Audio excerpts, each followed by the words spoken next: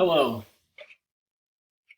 Again today, I'm going to be offering a prayer for persons who are being affected by the coronavirus pandemic.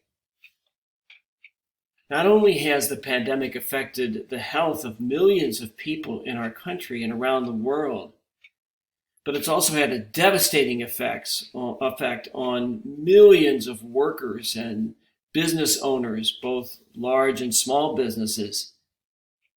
Over 50 million people have applied for unemployment during this time. Many will lose their jobs permanently, and the country as a whole faces some difficult days ahead as we try to rebuild our economy. And so today we pray for business owners and families who are facing financial stress.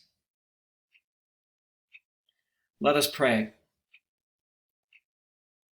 Jesus, we thank you for your faithfulness in how you have guided and equipped people in their jobs and have provided in the past.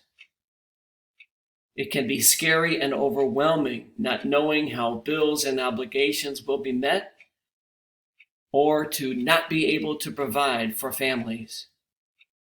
As people feel financial strain during the uncertainty, bring them comfort and peace, reminding them that you are there for them. Provide for them in their times of need.